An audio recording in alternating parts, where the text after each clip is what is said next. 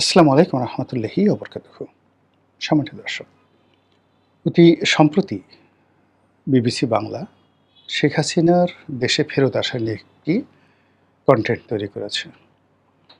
শিরোনামটি ছিল এরকম যে শেখ হাসিনার দেশে ফেরা, তিনি চাইলে কি বাংলাদেশে আসতে পারবেন কি পারবেন না। এই যে কন্টেন্টটি, সেই কন্টেন্টটি আমি শুধুমাত্র হেডলাইনটা দেখেছি। ইন ডিটেইলস ভিতরে আসলে ওটা আমি শুনিনি।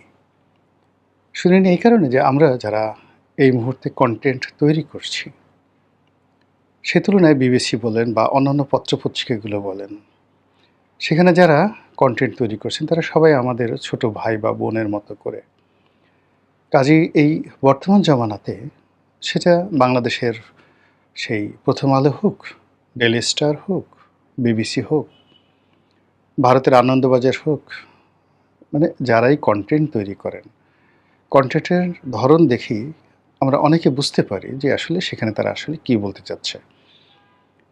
এখানে একটা বিষয় আপনাদেরকে বলা আবশ্যক। আমরা যারা এই কনটেন্ট তৈরি করি, আমাদের মূল যে উদ্দেশ্যটা, যারাই তৈরি করি, সে উদ্দেশ্যটা থাকে যে আমাদের যারা দর্শক রয়েছেন, শ্রোতা রয়েছেন, তারা আসলে কী শুনতে চান, কী শুনতে পছন্দ করেন, ওটার উপর নির্ভর করে যারা এই কনটেন্ট তারা ক্রিয়েট করেন।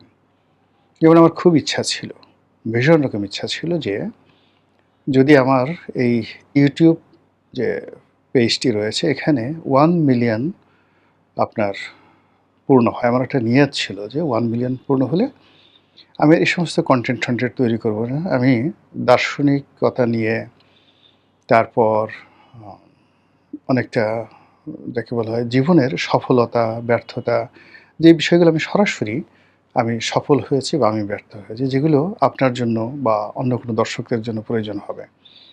এরপর ধর্মকর্ম, ঈমান, একিন, আমল, যেগুলো নিয়ে আমি মূলত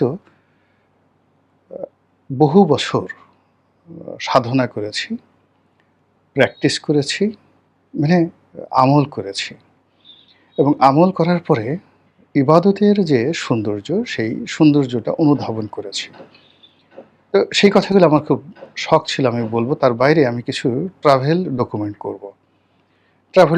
এবং আমার এও ছিল যে এগুলো আমি তখন মনিটাইজ করব না। এমনি জাস্ট এগুলো ছেড়ে দেব যেন মানুষজন দেখতে পারে। আমি কিছু এরকম কনটেন্ট ছাড়লাম এবং দেখলাম যে আসলে খুব সিরিয়াস ধরনের এ ধরনের যারা লোকজন আছে, আমার নরমাল যারা ভিউয়ার আছেন, তার ভিউয়ার 5% ও এখানে অ্যাটেন্ড করছে না। কোনো অবস্থাতেই অ্যাটেন্ড করছে না। যেখানে নরমাল একটা ভিডিওতে 1,00,000 ভিউ হয়ে যায়, ওরকম একটা কনটেন্টে ৫,০০০, ৬,০০০, ১০,০০০ ভিউ হচ্ছে। তো এরপর থেকে কি হলো যে না, আসলে মূলত যদি এখানে সাস্টেইন করতে হয়, টিকে থাকতে হয়, তাহলে দর্শকদের আবেগ, অনুভূতি, চাহিদাকে পুঁজি করতে হবে। এবং এই যে এখন সারা দুনিয়াতে মানে কোনো ইলেকট্রনিক মিডিয়ার যে স্ক্রিন রয়েছে, যেমন ধরুন বিবিসি টেলিভিশনের একটা স্ক্রিন রয়েছে, বিবিসি রেডিওর একটা ভয়েস আছে। তারপর বাংলাদেশের সব টেলিভিশনগুলোরই একটা স্ক্রিন রয়েছে। এটা এখন আর কেউ মানে যেকে বলা হয় যে আজ থেকে ঠিক ১০ বছর আগে যখন একটা টেলিভিশন টক শো হতো, যেখানে অন স্ক্রিনে এটা যখন দেখানো হতো, ১০ লাখ ১৫ লাখ লোক সরাসরি এটা দেখতেন। তো যেই অনুষ্ঠান ১০ লাখ ১৫ লাখ দেখতেন, সেই অনুষ্ঠান এখন ৫০০ থেকে ১,০০০ লোক অন স্ক্রিনে দেখেন না। তাদেরকে ফেসবুক এবং ইউটিউবের উপর তাদেরকে নির্ভর করতে হচ্ছে। ফলে এই ইউটিউবে এখন 'প্রথম আলো' বলেন, 'কালের কণ্ঠ' বলেন বা অন্য যেকোনো পত্রিকা বলেন বা আ সময় টেলিভিশন, চ্যানেল আই, যে সমস্ত আ ইলেকট্রনিক মিডিয়া রয়েছে, বিবিসি বলেন, ডয়েচ ভ্যালে বলেন, সিএনএন বলেন, তারা সবাই এখন ফেসবুক এবং ইউটিউব কেন্দ্রিক। নরেন্দ্র মোদী থেকে শুরু করে ডোনাল্ড ট্রাম্প থেকে শুরু করে শেখ হাসিনা থেকে শুরু করে তারেক রহমান সাহেব, প্রায় সবাইকেই এখন ইউটিউব নিয়ে আর ফেসবুক নিয়ে ব্যস্ত থাকতে হচ্ছে তাদের সরকারি কর্মকাণ্ডকে প্রচার এবং প্রসার করার জন্য। এখন যে পত্রিকাগুলো ধরুন ৫ লাখ ছাপানো হতো, 5 লাখ ছাপ তো বাংলাদেশের প্রেক্ষাপটে, এবং আমি সেই সকল পত্রিকায় লিখেছি।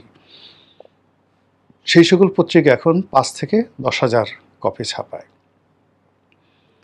যে সকল পত্রিকা 50,000 কপি ছাপাতো আজ থেকে 5 বছর আগে, সেই সকল পত্রিকা এখন মাত্র 1000 খানিক বা 1500 কপি তারা এখন ছাপাচ্ছে। তো সেখানে কিছু নিউজ আসলো বা গেল, কারো বিরুদ্ধে লিখলো বা পক্ষে লিখলো, কিচ্ছু আসা যায় না। কিন্তু আপনি দেখেন, এই যে আমি ইউটিউব করছি, সেই ইউটিউবের কন্টেন্টগুলো যখন আমি ফেসবুকে দিচ্ছি, 28 দিনে আমার শুধুমাত্র প্রোফাইলই এটা শো করছে 10 কোটি বার, বা 10 কোটি মানে মানুষ তো আর 10 কোটি হয় না। মানে হয়তো দেখা গেল যে 50 লাখ মানুষ 10 বার 20 বার করে দেখে 10 কোটি বার শুধুমাত্র আমার প্রোফাইলে এই মানে 100 মিলিয়ন মানুষ ফেসবুকে আমার এই পেজে আমার কন্টেন্টগুলো দেখছেন। আর ইউটিউবে এটি অন অ্যাভারেজে 10 মিলিয়ন, মানে 1 কোটি লোক দেখছে প্রতি মাসে।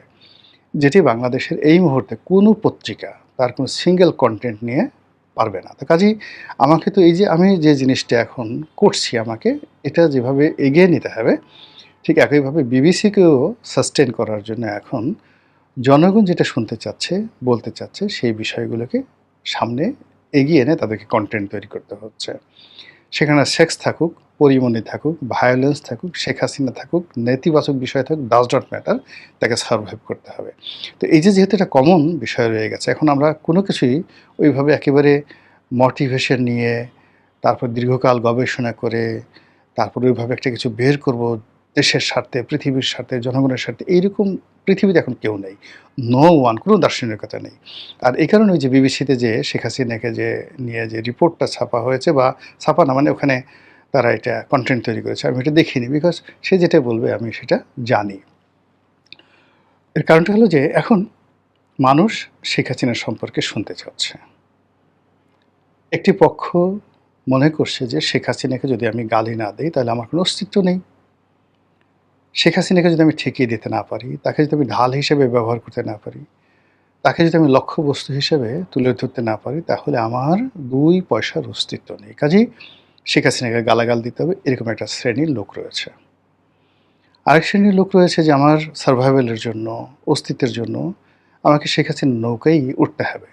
সে আমাকে যত গালাগালি দেবে, যত কিছু করবে। আওয়ামী লীগের যারা লোকজন রয়েছেন তারা 17 বছর ভীষণ রকম বিরক্ত ছিলেন তার ব্যাপারে। কিন্তু শেখ হাসিনা চলে যাওয়ার পরে দেখলো যে ও মাই গড, অ্যাটলিস্ট তো ঢাকা শহরে চলাফেরা করতে পারতাম, এখন তো পালিয়ে বেড়াতে হয়েছে, এবং এইভাবে বোধ হয় শ্মশানেই মৃত্যু হবে অথবা কবরস্থানে মৃত্যু হবে। কাজেই জীবনের শেষ মুহূর্তে যদি শেখ হাসিনাকে ফিরে আনানো যায়, বা তিনি ফিরে আসেন, আবার যদি একটু দাঁড়াতে পারে, এই আশা থেকে 6 কোটি মানুষ প্রতিটা মুহূর্তে ইয়া হাসিনা ওয়া হাসিনা বলে জিকির ফিকির শুরু করেছে।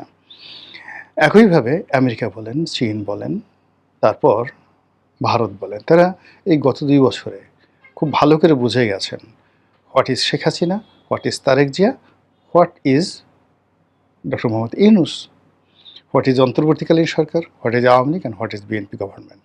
তারা খুব বুঝে গেছে, এবং কোন সরকারের কাছে তাদের স্বার্থ সংরক্ষিত, এবং কোন সরকারের উপর তারা নির্ভর করতে পারে, এবং তাদের ব্যবসা বাণিজ্যের যে ধারাবাহিকতা, এটি কোন সরকার দ্বারা সুরক্ষিত হতে পারে, এটা আপনি আমি বাংলাদেশে বসে যতটা বুঝতে পারছি। মনে করেন যে লন্ডন, আমেরিকা, কানাডা, দিল্লি, তারা ওখানে যারা বসবাস করেন, তারা আপনার আমার মতো লেদু-গেদু ধলা নয়, তারা আরও অনেক গবেষণা করেন, ফলে তারা খুব ভালো করে বুঝতে পারছেন। তো বুঝতে পারার কারণে কি হচ্ছে, আন্তর্জাতিক অঙ্গনেও শেখ হাসিনাকে নিয়ে কিন্তু আলোচনা হচ্ছে। কি আলোচনা হচ্ছে এটা আশা করি ইন ডিটেইলস বলার দরকার নাই। তো সেই ক্ষেত্রে কি হলো, এই যে শেখ হাসিনাকে কেন্দ্র করে তার পক্ষের লোকের যে আওয়াজ, এটি যদি উহ আহ ইয়ে হাসিনা ওয়া হাসিনা দৈনিক 100 বার হয়, 50 বার হয়, 10 বার হয়, 6 কোটি মানুষ আওয়াজ করলে কত হয়? আবার তার বিপক্ষের যে 6 কোটি মানুষ, সেই 6 কোটি মানুষের মধ্যে অন্তত 1 কোটি মানুষ যদি মনে করে আমাদের অস্তিত্বের জন্য গালাগালি, শেখ হাসিনাকে গালাগালি করা আমাদের জন্য এই মুহূর্তে বেঁচে থাকার অবলম্বন, কাজেই গালাগালি করতে হবে। 1 কোটি মানুষ ডেইলি 10 বার করে গালাগালি করলে ডেইলি 10 কোটি বার গালাগালি হচ্ছে। ফলে এই বাংলাদেশে সেই টেকনাফ থেকে তেঁতুলিয়া পর্যন্ত শেখ হাসিনা বিরোধী ৬ কোটি মানুষের মধ্যে ১ কোটি মানুষ তাকে গালাগাল করছে। বাকি গালাগালি করছে না, মনে, মনে চিন্তাভাবনা করছে, করবে কি করবে না বা আচ্ছা ঠিক আছে সে তো নাই, রিল্যাক্স। কিন্তু ১ কোটি লোক খুব যাকে বলা হয় একেবারে রেজিস্ট অবস্থায় তারা এই গালাগালিকে পেশা হিসেবে নিয়েছে। আর ৬ কোটি লোক তাদের বেঁচে থাকার অবলম্বন হিসেবে দীর্ঘশ্বাস ছাড়ছে, ইয়া হাসিনা ওয়া হাসিনা। ফলে আপনি চিন্তা করেন কত শত কোটি বার প্রতিদিন শেখ হাসিনার নাম আলোচিত হচ্ছে। এই আলোচনার মধ্যেই যখন আমরা কনটেন্ট তৈরি করি, বিবিসি কনটেন্ট তৈরি করে, তখনই ওই যে প্রতিপক্ষ ১ কোটি লোক তারা দেখে যে রনি সাহেব কি বলল? তার পক্ষের কোনো যুক্তি আছে কিনা, বিপক্ষের কোনো যুক্তি আছে কিনা, বিবিসি কি বলল? বা ওই যে শেখ হাসিনার ৬ কোটি লোক আছে তারা খুঁজতে থাকে সে কি বলল? আর এটা বলার সঙ্গে, সঙ্গে পুরো মিডিয়াতে এটার একটা ইলেকট্রনিক মিডিয়াতে এটা একটা ট্রেন্ডিং শুরু হয়ে যায়। আপনি শেখ হাসিনা লিখে কোনো একটা জিনিস দেওয়ার সাথে, সাথে সেটা ট্রেন্ডিং হয়ে যাচ্ছে। এই কারণে বিবিসি এই শেখ হাসিনাকে নিয়ে বারবার প্রতিবেদন বা আমরা বারবার কনটেন্ট তৈরি করতে বাধ্য হচ্ছি। এখন প্রসঙ্গে আসি। ডিসেম্বর মাসে তিনি যেটা বিবিসি বলছে, সেটা আমি বলি যে তিনি ইচ্ছা করলে আসতে পারবেন? যে না ঠিক আছে আমি ইচ্ছামতো ঢুকে যাব। তারপরে আ তার বাংলাদেশে গিয়ে আমি বিচার মোকাবেলা করব ইতিবাচক অর্থে। একেবারে সরাসরি যে আমি এয়ারপোর্টে আসলাম বা সীমান্তে আসলাম লোকজন সহকারে, বিদেশি সাংবাদিক সহকারে বিসমিল্লাহ বলে আল্লাহু আকবার বলে ঢুকে গেলাম। এটা আমার মাতৃভূমি। যেভাবে তিনি ১৯৮১ সালে এসেছেন, যেভাবে তার পিতা এসেছেন, যেভাবে তারেক রহমান সাহেব এসেছেন, সেভাবে কি শেখ হাসিনা আসতে পারবেন? প্রথমত ইন জেনারেল যদি ধরেন তাহলে এটা সম্ভব নয়। একেবারে সম্ভব না। এটা উনি আসতে পারবেন না। তাহলে কি তিনি আদৌ আসতে পারবেন?